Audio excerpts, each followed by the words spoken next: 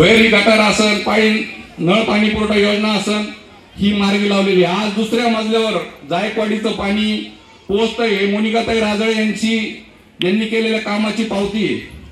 सगळ्यांना सांगू इच्छितो की आपण दिवाळीच्या वेळेस घर जर कलर करायचं असलं तर काढलं तर घरात सुद्धा राडा होतो. 8 दिवस आपल्याला किती त्रास होतो.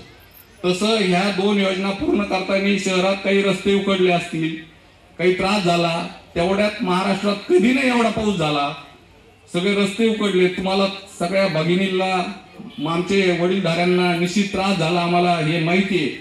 परंतु आता जेवढं पूर्ण कामं झाल्यानंतर, नळ सगळे योजना दुरुस्त जोडून दिल्यानंतर हे पूर्ण रोड जसेच तसे इतके सुंदर होतील एवढी मी खुलेश्वरच्या ग्वाही देतो. या पाथर्डी शहरात टॉयलेटचा प्रचंड प्रश्न आहे. निश्चित मोनिकाताईच्या नेतृत्वाखाली पूर्वी एक आपण बाजारात टॉयलेट केलं होतं, परंतु आता जनतेने पण हे केलं पाहिजे. परंतु त्याच्यात काही झालं असेल, परंतु ते एक टॉयलेट असन, जुन्या स्टँडवरचे टॉयलेट असन, पाथर्डी शहरात एक आपली पालिकेची जागा आहे, त्या ठिकाणी मी सगळ्यांना शब्द देतो की तिथे एकदम सुंदर असे भव्य टॉयलेट पालिकेची उभं राहण्याचा आम्ही मोनिकाताईच्या नेतृत्वाखाली संकल्प केलेला आहे. तसेच सर्व विकास कामं निश्चित आम्ही पूर्ण करतो एवढी तुम्हाला सगळ्याला ग्वाही देतो. कळकळीची विनंती आहे.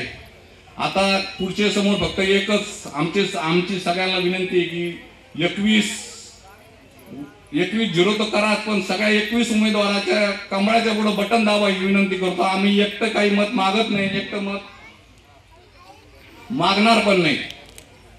एवढी सगळ्यांना की आम्ही जेवढे आमचे सहकारी सगळ्यांना आम्हाला मत द्या.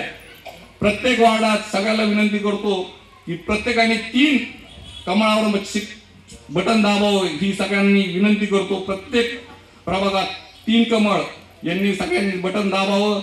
दुसरं एक सांगायचं राहून गेलं की खरेदी विक्री संघाचे जे सुंदर असे गाळे मोनिकाताईंनी उभे केलेले आहेत, पाथर्डी नगर परिषदेची जे इमारत सुंदर झालेली आहे. विषय निघला म्हणून सांगतो, पूर्वी आपण सगळ्या मतदारांनी काही लोकांच्या ताब्यात एक संस्था दिली, ती मार्केट कमिटी. तिचा काय खेळखंडोबा केला होता 5 वर्षात त्या पाथर्डीच्या तमाम जनतेला माहिती आहे. इतकं त्या मार्केट कमिटीचं वाटोळं केलं.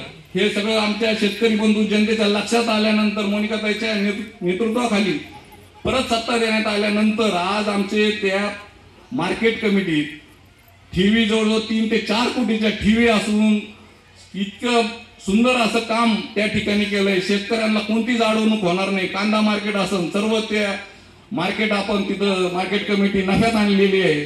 त्यामुळं आपण सगळ्याला विनंती करतो की मोनिकाताईंना च्या ताब्यात नगर परिषद द्यावी, नाही तर यांच्या समोरच्यांच्या ताब्यात दिली तर काय करतील त्यांचा भरोसा नाही. आणि ते येणारे सगळे फक्त इलेक्शन पुरतेच येते, नंतर पुढे गायब.